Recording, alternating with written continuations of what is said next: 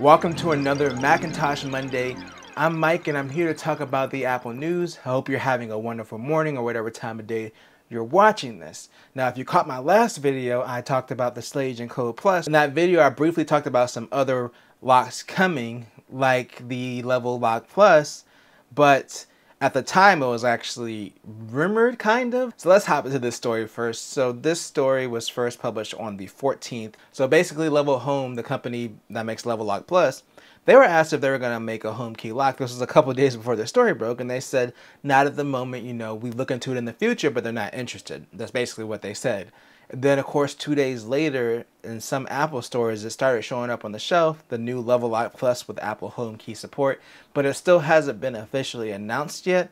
But since it's already there and there's retail packaging, then obviously it's a thing. So it's one of those weird things where it's kind of a rumor, but it's kind of already confirmed. So if this is true, this will be the second Apple Home Key lock after the Slage Encode Plus that will be available in the US. If you're looking for something that's a little bit stealthier, that doesn't look like an actual smart lock, then this might be a good option. But you know what isn't a rumor? We actually got some new Apple features coming to Windows. Now, you may not know this about me because I never said it on this channel. I just assumed everybody followed me from my old channel. I'm actually a Windows user, so I do have a Mac Mini that I use for music, but my primary computer is a gaming and productivity monster desktop that I built. So most of my day is spent in a Windows environment.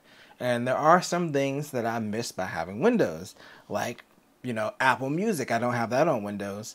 My iCloud photo library, that's also not on Windows, but they will be soon. So during the Microsoft Surface event, they announced that Apple Music and Apple TV Plus are coming to Windows next year. And iCloud Photo Library access is actually coming sooner than that to Windows. The Apple Music app has also finally made its way to Xbox. Apparently it's been on PlayStation since like 2020. So if you're in Windows land like me, and you're kind of missing some of those features, especially your Apple TV Plus that I know everyone watches. I'm joking, Apple TV Plus actually has some really good stuff up there. But if you are missing like your Apple Music and Apple TV Plus, and you're a Windows user, that stuff should be on the way. The iCloud library is kind of a big deal. Being able to access your photos on Windows would be really cool. So hopefully those things will be available soon. You know what else might be available soon? The new iPad Pros. So the rumor is from Mark Gurman. Mark Gurman is one of those people that just leaks Apple stuff all the time. A lot of times he's pretty accurate. The rumor is there's going to be an iPad Pro refresh. Those are supposed to be coming soon, so it's just going to basically be a spec bump. Instead of the M1, they're going to be running the M2 chip. So obviously, I'm not going to be upgrading because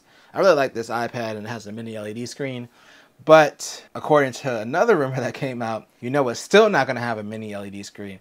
The 11-inch iPad Pro, which is really disappointing. I actually had the 2018 11-inch iPad Pro, which I gave to my husband. He's using it now, but I like that size. The 12.9-inch size actually grew on me. I was not a 12.9-inch fan because I had the original iPad Pro 12.9 and I hated it, so I didn't want to go back, but I really wanted that mini LED screen, so that's why I opted for the 12.9-inch this time. It kind of sucks if the mini LED doesn't finally come to that 11-inch. I think it's just them having an issue with shrinking that technology into a form factor that small. They talked about how difficult it was just to get the mini LED screen in this iPad. So obviously it'd be a little bit more difficult in the 11-inch. So if this rumor is true, then it's really just going to be a spec bump for both the 11 and the 12.9-inch. So yeah, it doesn't sound like it's going to be anything too big. I mean, if you're on any of the current iPads from like 2018 on, you're still probably good. Maybe if you have a 2018 iPad Pro, you might consider upgrading just because support it's going to be ending soon. It might have a few more years left. That'd probably be the only reason to really upgrade. The 2018 is still really good. Like, obviously, the 2020, the 2021 is good. But either way, having that screen difference for the 11 and 12.9-inch iPads really kind of sucks. Hopefully, they get it figured out. But it's not fully figured out, iOS 16, because it's been a little bit buggy. There's been bug reports all over the place with weird things happening. There's another bug that's out there right now that's kind of breaking the older Apple TVs. And I mean the second and third generation Apple TVs. And the third generation was actually sold until 2016. I think we got rid of ours in 2018 or something like that, because we got the fourth gen as soon as it came out.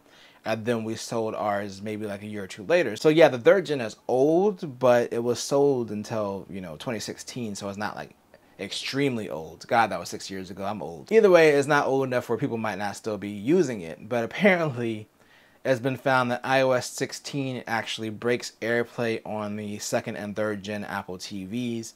So if you do have one of those devices that you've been experiencing issues with AirPlay, that's probably why. So there's no word if Apple's going to fix it yet. I mean, I'm pretty sure they'll probably fix it. I don't think they're intending to break AirPlay on their older devices to get people to upgrade or anything. I think it's probably just iOS 16 being buggy, and I have run into a few bugs myself. Like a lot of my shortcuts that I set up aren't working properly, and this happened with iOS 15. It took a few updates to get them working the right way. So yeah, iOS 16 is a little buggy right now. If you haven't upgraded yet, I would hold off a little bit longer till they get some of the bugs ironed out. It's a great update, but there are a few quirks with it that haven't been worked out yet. And that is going to wrap it up for this Macintosh Monday. Let me know what you think. Are you excited for that new level lock?